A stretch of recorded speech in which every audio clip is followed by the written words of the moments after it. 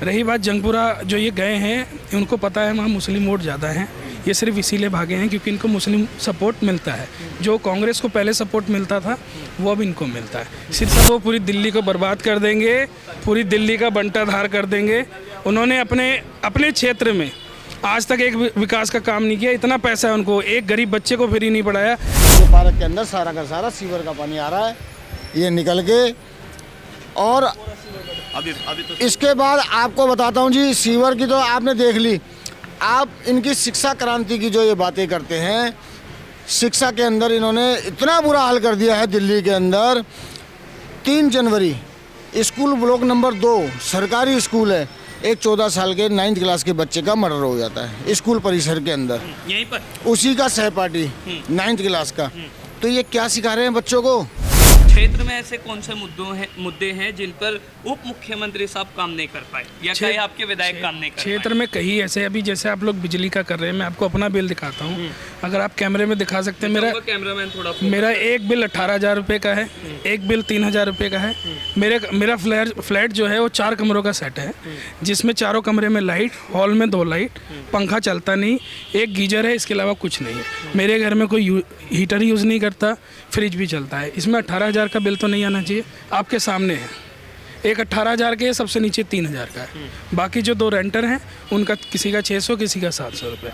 इस तरीके के तो ये बेवकूफ़ बना रहे हैं। रही बात जंगपुरा, जो ये गए हैं उनको पता है वहाँ मुस्लिम वोट ज़्यादा हैं, ये सिर्फ इसीलिए भागे हैं क्योंकि इनको मुस्लिम सपोर्ट मिलता है। जो कांग्रेस को पहले सपोर्ट मिलता था वो अब इनको मिलता है। सिर्फ यही कारण है और कोई कारण नहीं है। और ये यहाँ से पक्का 101% अगर ये यहाँ से लड़ते तो हार जाते, तो क्योंकि इन्होंने अगर यहाँ के विधायक बनते हैं तो ऐसे कौन से काम है जो आप चाहेंगे कि वो एज आ एमएलए वो करे? देखिए, पहले क्या होता था, जब भी विधानसभा चुनाव होते थे, विधानसभा चुनाव के बाद सारी रोडें, गलियां, नालियां सब बनती थी। ये जब बने विधायक पहली बार इन्होंने उस टाइम बनाया, उसके बाद 10 साल हो गया, हमारी कोई गलियां नहीं बनी, कोई सड़कें नहीं बनी।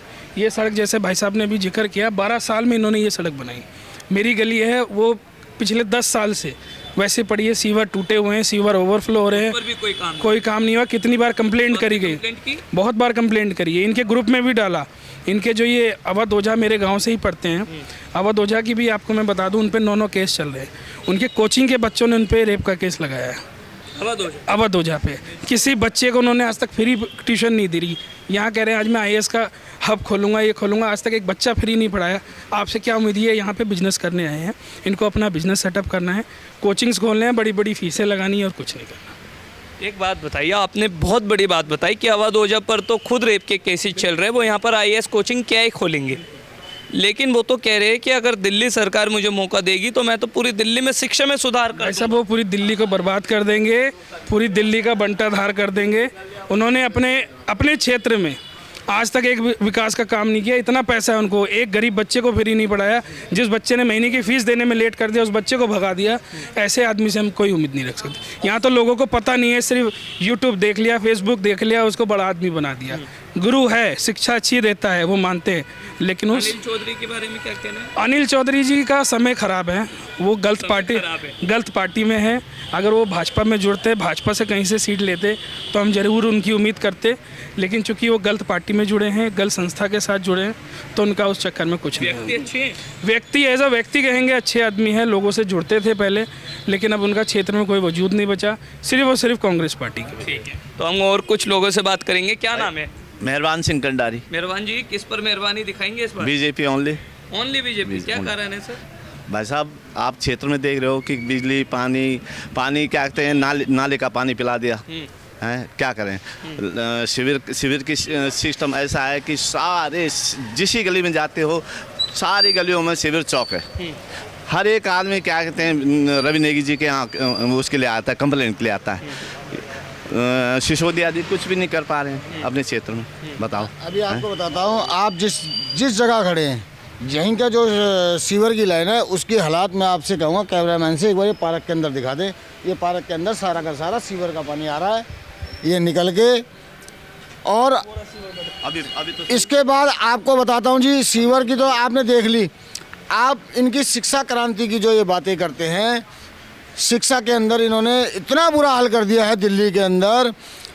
3 जनवरी स्कूल ब्लॉक नंबर 2 सरकारी स्कूल है, एक 14 साल के 9th क्लास के बच्चे का मर्डर हो जाता है स्कूल परिसर के अंदर, यहीं पर उसी का सहपाठी 9th क्लास का। तो ये क्या सिखा रहे हैं बच्चों को कि जो बच्चे सब्जी काटने वाला चाकू लेकर आ रहे हैं स्कूल में और अपने सहपाठियों का मर्डर कर रहे हैं। राजेंद्र नगर के अंदर 3 बच्चे, अभी बरसात के समय में आपको पता होगा पानी आया, ऐसे ही इंस्टीट्यूट चल रहा था उसके अंदर पानी आया, डूब के मर गए। क्यों मर गए?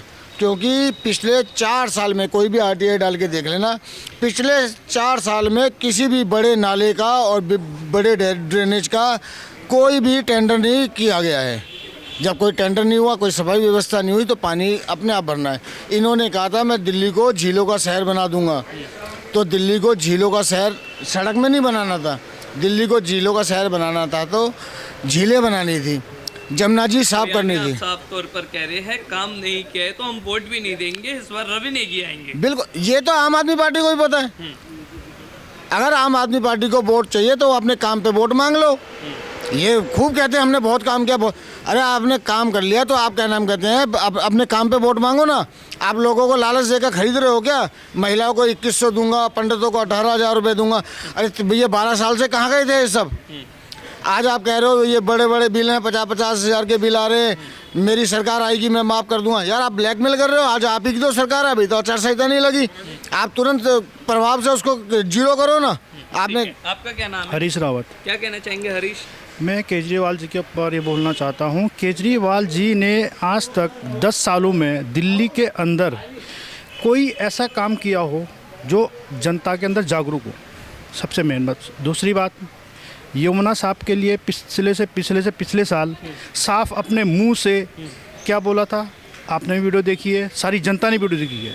मैं अगर यमुना साफ नहीं करूँगा तो मुझे वोट मत देना, आप क्लियर बोला है, साफ बिल्कुल। ये वीडियो आपने भी देखी होगी। तीसरी बात, एक हमारी दिल्ली की जनता पीने को पानी नहीं मिल पर उसको साफ पीने का पानी, सबसे हमारी सेहत के लिए सबसे मेन चीज़ है पीने का पानी, वो उससे प्रोवाइड नहीं हो पाई। कहीं पे भी साफ पानी नहीं है पूरी दिल्ली के अंदर।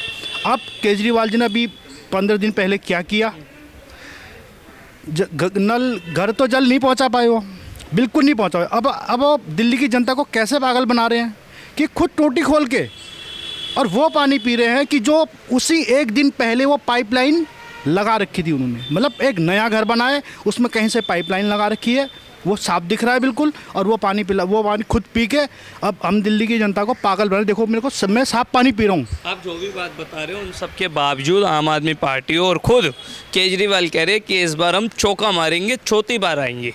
आपको क्या लगता है, कुछ आप क्या कहना चाहिए? किस काम के आधार पर वो चौका मारेंगे? हमें तो नहीं लगता है।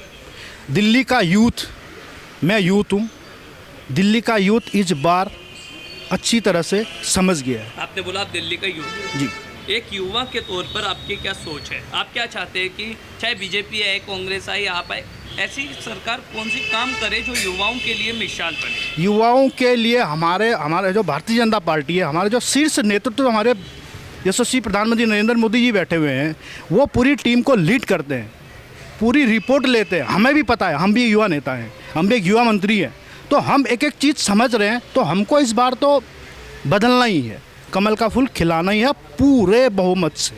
यानी आप कह रहे हैं आपदा नहीं सहेंगे? बिल्कुल नहीं सहेंगे हम, आपदा तो हम सहेंगे। क्यों, आज तक सहा हमने आपदा? हमने सहा, हमारे बच्चे भी सहेंगे?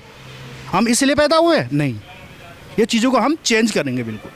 चलिए, बहुत शुक्रिया बातचीत करने के लिए। तो आज हम आए थे पटपड़गंज विधानसभा में, जहां पर हमने तमाम लोगों से बात की और ये जाना कि यहाँ के लोगों की क्या राय है, क्या मिजाज है। हम आपको बता दें, पटपड़गंज विधानसभा सीट पूरी दिल्ली में सबसे लाइमलाइट में बनी हुई है, जहाँ एक और रवि नेगी है, दूसरी ओर अवध ओझा है, तो तीसरी तरफ जो है वो अनिल चौधरी। अब देखना होगा जब तमाम लोग यहाँ पर अपनी सरकार की कामयाबियों को भी और नाकामयाबियों को भी गिनवा रहे हैं, तो किस सरकार का यहाँ पर वर्चस्व रहता है, कौन सा सरकार यहाँ पर अपना एक शासन लाता है।